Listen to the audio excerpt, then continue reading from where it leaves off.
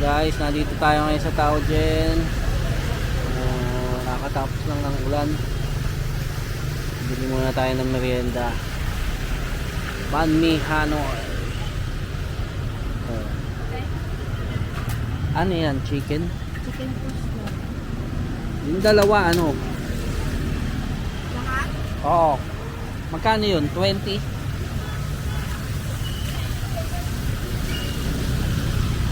Ito yung mga... Spicy ba? Hindi. Kasi baka Not spicy ah. Ito yung chicken floss, pate, ham, parang mga ham.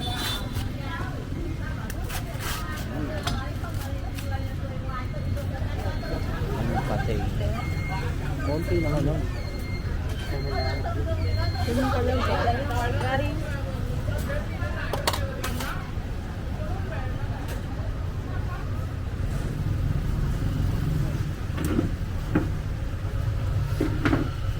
Spicy? Yeah. Video. Yeah, video. YouTube. YouTube. YouTube. Oh, YouTube. follow. Okay. Bigay mo yung ano, Follow. yung YouTube. Subscribe. Pakita mo. Subscribe. You subscribe.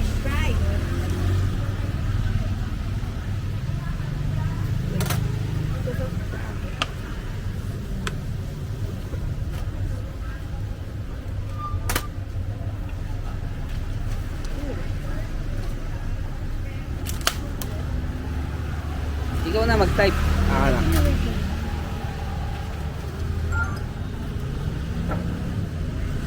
Nahihirapan siya i-type yan.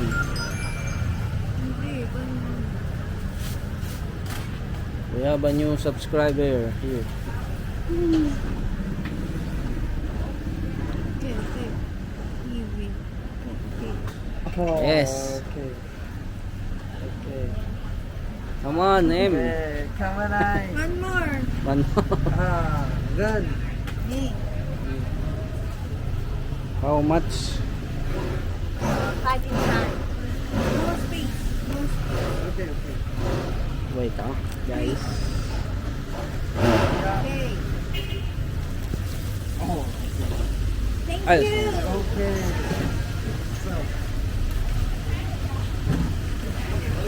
Okay, come on. Come on. Come on. So guys, yan dito yan sa Kuk Hong. Ito, banh mi tit. Opla egg. Hamburger. Meron din sila. Banh broy. So ayan guys. Medyo ano ngayon dito sa Taojen, baha. Ayan ang problema ng Taojen eh. Baha.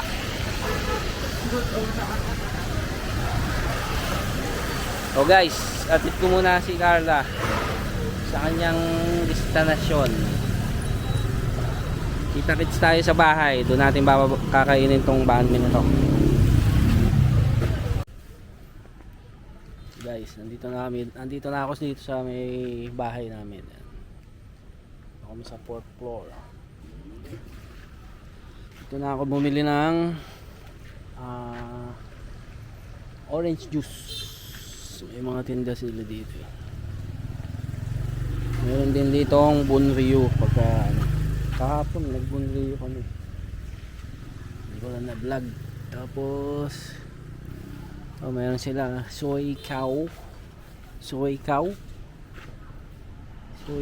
chen sinto coffee coconut Bunryu tapos yan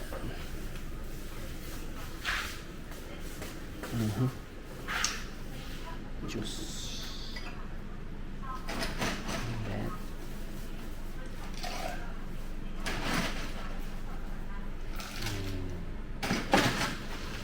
Ano yung pera?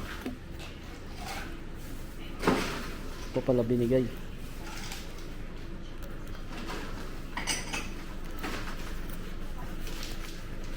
lang guys, bayaran ko muna ulit. So guys, nandito na ako sa may kwarto namin. Dito ako sa bahay ni Boss Mark. Hello mga boss. Kung natatandaan nyo, siya yung kasama ko noon nung una kong vlog dito sa Vietnam 2019. Ayan. Nandito ulit kami, kasama ulit kami magpo-vlog. So ito yung binili namin kaninang banh mi. Ang halaga dito is 20,000 dong. Tapos yung juice, orange juice, 20,000 dong din. Ayan, tingnan natin yung laman nito. Ayun o. May ano yan eh, may chicken plus. Tapos parang mga ham eh, no? Tatlong klase yung parang ham eh. Ayan. Tapos ito yung parang may taba. Parang fish ano to. Oo. Tawag Ito nila. yan parang may taba yung isa eh. Ito ham to sure. Oo. Tapos yung pate, ito yung liver. Parang liver spread eh, no? Liver spread. Pinahit. Saka to sa lento. Tapos yan, siyempre, hindi yan mawawala sa banh mi. Pagka wala niyan, parang hindi ka rin nag-banh mi, parang Saka nag-ordinaryong sandwich ka lang. Tumanghang to boss. Oo. Siling verde nila. Iwalay ko to. Hindi ka nag-ano. Anghang yun. So yun guys, parehas lang kami ng in-order. Yan. Fish 20. cake pala tawag nga. Oo. Fish cake. Sipin nyo, ito, dito 20,000 dong. Ang halaga nito sa peso, mga 42 pesos lang to, ganyan. Alam nyo ba kung sa Pilipinas to? Nasa 250 na to. Pag umorder kayo sa may Banh Mi Kitchen, yan. Mahal dun. Banh Mi Kitchen, pinakamasarap na banh mi sa Pinas. Tapos yung, ano ba yan? Isa pa sa Pahua. Yung basa nyo Powa, pero Pahua. Marami nun sa mga mall, lalo sa mga SM. Doon nasa 200 plus din yan. Tapos kung taga Pasig kayo at saka Marikina, merong Hidden Vietnam. Hidden Vietnam branch, meron. Sa Hidden Vietnam meron sa Marikina, tsaka sa Pasig meron din. Sa may Mercedes Avenue. Tapos papasok kayo ng Louis Street. Nandun yung bagong branch ng Hidden Vietnam. Tapos meron din sa Pioneer Center. Sa Pasig din. So yun, sa Pioneer Center, ang pangalan nun is, pinutak ko yung pangalan. Basta madalas kami pumunta. Somot. Makikita nyo yung Somot. Punta kayo sa Pioneer Center, tapos hanapin nyo doon yung katabi nun, mga Thai, Thai food, tsaka Japanese. Sa mapasukin nyo lang yung Pioneer Center, makikita nyo na yun. So yan. Yung presyo doon sa atin, mahal. Dito, magkano lang yun. Sabihin natin 45 pesos. Diba? Mura pa rin. Mura pa. Murang-mura. Napakamura. Tsaka to, akala nung iba, matigas yung banh mi kasi sabi nga, baget yung bread, di ba? Pero hindi. Hindi yan yung katulad ng baget na ng French na yung French baget na matigas. Masyado matigas. Yung mahahaba. Masyado matigas yun. Ito hindi. Crunchy lang yung labas. Pero yung loob niya parang popo lang. Parang monay lang. Parang ano din, parang pandesal. Parang pandesal. Maano lang to, makalat kasi nga ito flaky. Pag kinagat mo, dudurog siya yun. Parang sa pandesal din. Ayan yung crunchy yan, kaya akala nyo matigas. Pero hindi. Hindi ito matigas guys. Masarap. Masarap pati. Lalo na pag maraming pate.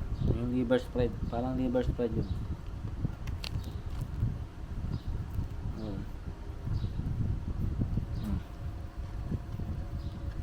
Sarap, diba? Tapos itong orange juice na to, pure orange to. Yung parang dalandan sa atin. pinipigaan nila yan, 3 ganong kalalaki oh. Hindi ko lang na-videohan kanina dahil nahiya ako dun sa matanda. 3 ganyang kalalaki yun, ipipigain nila yun. Fresh. Hindi yan yung mga concentrated. Fresh talaga. Tapos,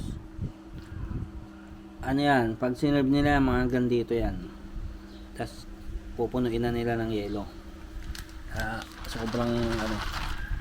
Sobrang lamig. Refresh yung Dali nga guys. Guys, kain tayo. Banh mi. Nga nga. Ubus ko na yan. Ubus na. Hindi ba kaya mong cilantro? Pero, yun ang nagpapasarap talaga sa banh mi. Yung iba kasi parang lasa nila doon, boss, ano? Parang lasang ipis daw yan. Sa Pinas? Oo, yung iba. Yung mga kilala kong ano, ayaw nilang lasa ng cilantro. Parang hindi ko alam kung amoy, parang amoy ipis daw o lasang ipis. Baka nakakain na sila ng ipis. Kaya nakumpara nila. Pero sa akin, napakasarap ng cilantro. Hindi siya ano, hindi kompleto yung banh mi pagka walang cilantro. Oo nga, no? Kaya nila sana naipis kasi parang nakakain yata. Pwede mo. Baka sabi nila lasang ipis. Sarap nila, no? Pag ito inalis nyo, wala na. Parang Subway lang yan. Subway sandwich. Iba yung ano, hindi magiging banh mi yun. Hindi na siya Vietnamese. Ito, ayos din tong ano, banghang. Hindi yung sili mo, boss. Mahal, boss. Kaya mo. Ang sili nila, Nadudulog yung ano. ang sili nila ito, yung malaki, tinamahan mo. Oo, parang panigang. Hindi yung maliliit na pula eh. Dati nilagay ko sa sinigang yun, eh. Tuta, yung sinigang. Sa Pilipinas pala, sa Banh Mi Kitchen, ganito lang kalaki yun. Ito na mismo, yan, ganyan lang. 200 plus na yun. O 190 yata, yung maliit. Yung gantong, yung malaki, 250 plus something. Sili. Search nyo na lang doon sa ano, check nyo na lang sa Banh Mi Kitchen.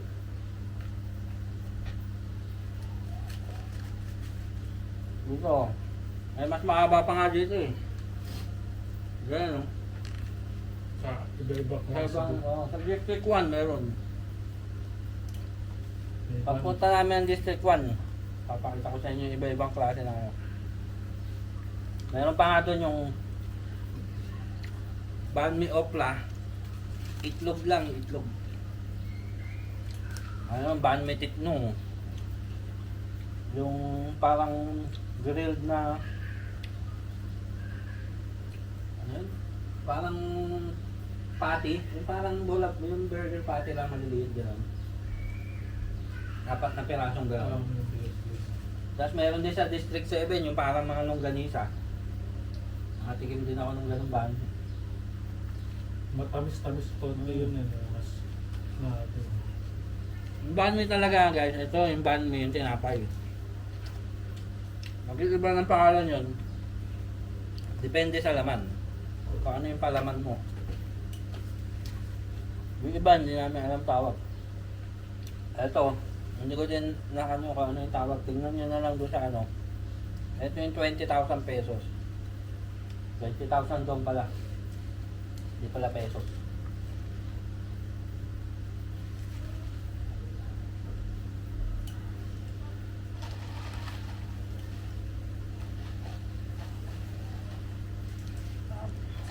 Ito.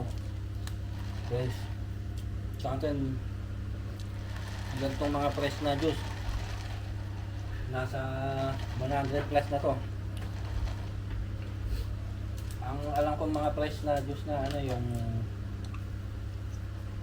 ito yun, sa mga SM yun eh. May libreng toothpick. Yung prutas.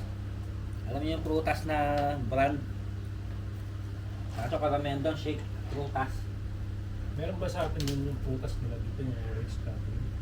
Wala, dalandan yun natin. Yung orange yung kulay dito, green na green. Oo, green. Sa atin, orange, di ba? Tapos maliliit pa yun. Ito, ang lalaki. Papakita ko nga sa inyo sa susunod pagka bumili ka ng ulit. Laki ng orange dito, ganyan no? Pero kulay green yung ano. Kulay green yung balat. Hindi siya kulay orange. Kala mo dalandan lang.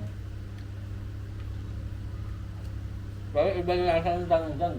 Nagawang juice. Sarap. Ito talaga orange. Hindi siya dalandan. Ang tawag dito, Cambat. Kabisado mo, boss. Lagi ko nakikita din eh. Cam. C-A-M tas V, Victory, A-T. Kaya lang may mga ganun-ganun yun, no? Mga kudlit-kudlit, tuldok. Tono kasi sa kanila eh, yung tono, parang sa atin sa baybayin. Hindi, iba yung sa baybayin natin. Yung sa baybayin natin yung patinig. Malalaman mo pag may patinig kung I or O. Sa kanila dito, yung patinig, yung tono kung pataas, pababa, patanong, o kaya patuldok, gano'n. Yan yung salita nila. Kaya ang hirap matutunan ng mabilisan. Kailangan pati yung tone. Oo. Kasi ba yung A, yung A nila, 5. A, yung A, yung walang ano, A, tapos merong A, merong merong patanong A, tsaka yung A. Tuldok, yung tuldok lang, A. Yun, gano'n. Kaya pag magbabasa ka, hindi mo maintindihan. Minsan tama naman yung pagkakabasa mo, mali yung tono, hindi nila maintindihan. Kahit anong gawin mo, hindi. Kasi wala ka sa tono.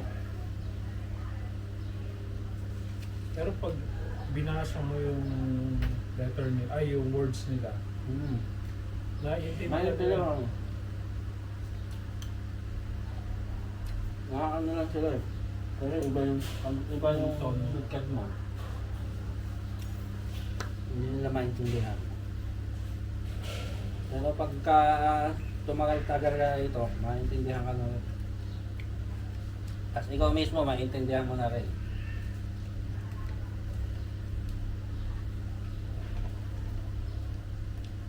Paano guys? Ubusin naman namin to. At magpapaalam na rin kami. mga boss. Mula dito sa Taogen, District 2, Ho Chi Minh City. Like, comment, and subscribe. Thank you for watching guys. See you on the next vlog.